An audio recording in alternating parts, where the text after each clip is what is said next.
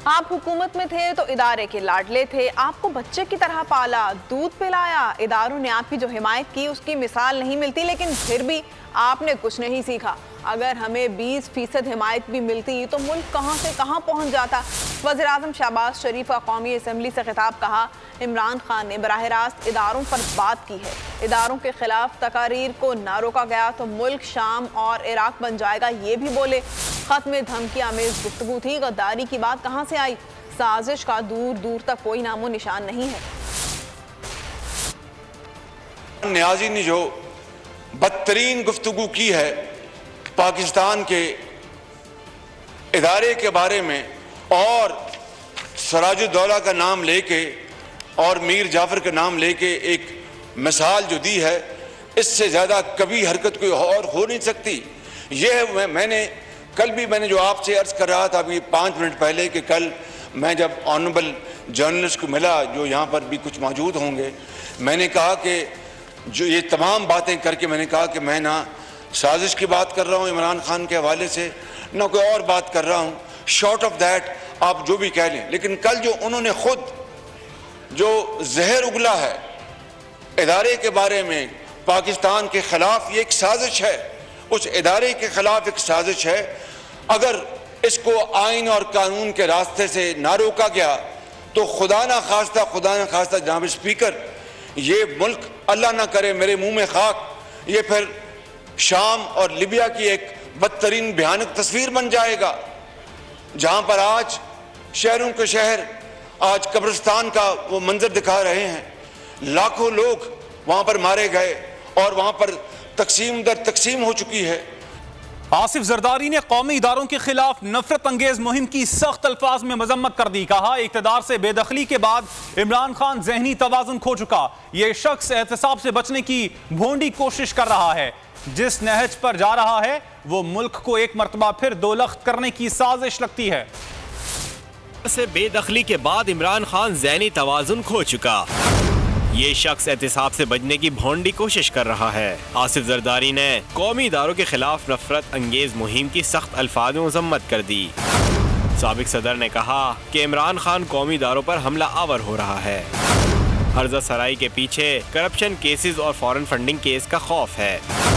सजा से बचने के लिए वो कौमी इदारों को मुतनाज़ बनाने की कोशिश कर रहा है। आसिफ जरदारी ने कहा कि इक़्तिदार के लालच में इमरान नियाज़ी तमाम हदें पार कर गया। जिस नहज पर जा रहा है वो मुल्क को एक मरतबा फिर दोलख्त करने की साजिश लगती है। इदारों को बदनाम करने और निफाक डालने की मुहिम पाकिस्तान की सलामती के लिए खतरनाक है। सोशल मीडिया पर ट्रेंड चलवाने के अलावा इमरान खुद जलसों में झूठ बोल रहा है। साजिशी बयानिए के जरिए लोगों के जज्बात भड़काने की कोशिश कर रहा है। कुर्सी की खातिर नफरत फैलाई जा रही है, जिसे बर्दाश्त नहीं किया जाएगा। इमरान की इन्हीं हरकतों की वजह से पिछले 4.25 साल में मुल्क आगे जाने के बजाय पीछे की जानिब गया। इमरान खान ने अपनी तकरीरों में कभी किसी शख्सियत का नाम नहीं लिया। रहनुमा PTI फवाद चौधरी की मीडिया से गुफ्तगू। कहा, मरियम नवाज ने पाक फौज के खिलाफ हर्जा सराई की। मरियम नवाज के खिताब के बाद DG ISPR का ट्वीट आया।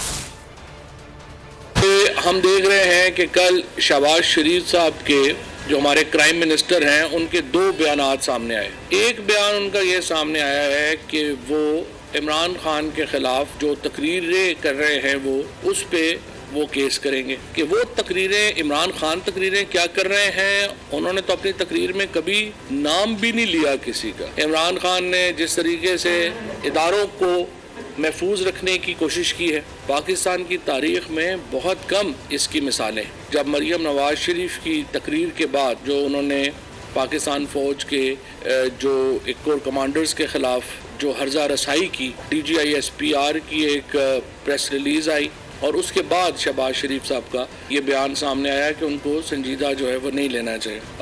मैं ये समझता हूँ कि शहबाज शरीफ साहब की बात दुरुस्त है, मरियम नवाज की किसी बात को भी सीरियस नहीं लेना चाहिए। लेकिन जिस तरीके से एक कैंपेन चलाई जा रही है कि फौज के रैंक एंड फाइल को और सीनियर लीडरशिप में एक तफरका डाला जाए, वो इंतहाई मैं समझता हूँ कि तशवीश की बात है।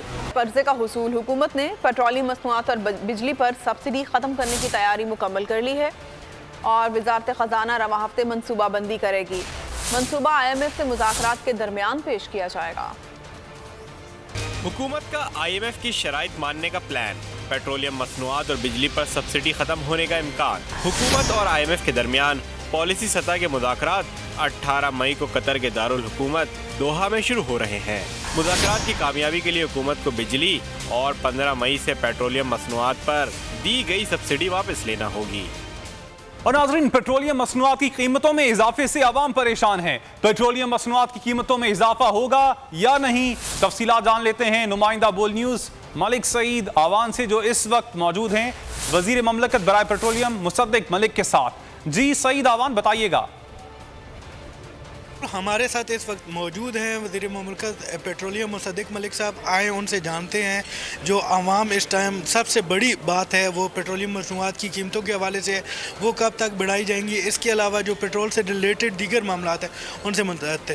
पहली बात तो ये है कि इस तरह के सवालात से मार्केट में स्पेकुलेशन हो सकती है, वो तो मुनासिब नहीं। ये मैं आपको बता सकता हूँ कि वज़ीर आज़म साहब ने इस हुक्म का इजरा किया है कि उस वक्त तक पेट्रोलियम प्राइसेस नहीं बढ़ाई जाएंगी जब तक गरीब आदमी के लिए कोई रिलीफ पैकेज जो है वो अप्रूव नहीं किया जाएगा। सर, इमरान खान साहब कहते हैं कि रशिया में 30% कम रेट्स पर जो है वो पेट्रोलियम मसनूआत फराहम करने पे तैयार है। 30% कम पे तेल मिल रहा था इमरान खान साहब को, ये उनको जाने के बाद क्यों ख्याल आया?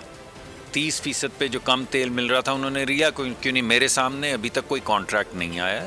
मैं ज़रूर इसको स्टडी करूँगा, मेरे जहन में ये बात है। हमने कुछ इसको अपने कुछ लोगों को कहा है कि देखें बग़ैर कोई सैंक्शंस इन्वोक किए हमारे पास क्या तरीक़ाकार है सस्ती तरीन हमारी एनर्जी रिसोर्सेज को एक्वायर करने का। जी बिल्कुल, मुसद्दिक मलिक साहब का यही कहना है कि गरीब आवाम हमारा सबसे पहला फोकस है, उसके बाद ही कीमतों के हवाले से कोई फैसला किया जाएगा। जी, और आज एक बार फिर ओपन मार्केट में डॉलर महंगा हो गया। डॉलर पर 2 रुपए मजीद बढ़ गए। ओपन मार्केट में डॉलर 189 रुपए पर ट्रेड करता रहा। स्टॉक मार्केट में बदतरीन मंदी का रुझान रहा। महंगाई कब तक बढ़ती रहेगी, इस रिपोर्ट में देखते हैं। मुसलसल और लगातार डॉलर का पाकिस्तानी मंडियों पर वार। डॉलर हाथ से निकलने लगा। सुबह हो या शाम डॉलर के बढ़ते जा रहे हैं दाम। इंटरबैंक में कीमत हर लम्हे तब्दील होने लगी। हुकूमत भी बदल गई, वजीर खजाना भी और गवर्नर स्टेट बैंक भी, लेकिन डॉलर की कीमत में इस्तेहकाम क्यों ना आ सका? आज भी अब तक डॉलर की कीमत में 1 से ज़ायद बार इजाफा, जिसके बायस पाकिस्तानी स्टॉक मार्केट है शदीद मुतासिर। स्टॉक मार्केट भी बदतरीन मंदी का शिकार हो गई। डॉलर 1 रुपये 50 पैसे तक महंगा। आवाम का जीना मजीद दुश्वार हो चुका है। महंगाई कितनी बढ़ गई है? डॉलर की मुसलसल बढ़ती और गैर मुस्तहकम कीमतों के बायस ओपन मार्केट में बेयकीनी, ताजरों समेत आवाम शदीद मुश्किलात का शिकार। पुराने पाकिस्तान में महंगाई का तूफान शिद्दत पकड़ गया है। मुर्गी की कीमत में नॉन स्टॉप इजाफा जारी है। आटा महंगा होने से गरीब के लिए रूखी सूखी रोटी खाना भी मुमकिन नहीं रहा। प्याज के निर्ख 8 आंसू रुलाने लगे हैं। लाल टमाटर ने चेहरे लाल पीले कर दिए।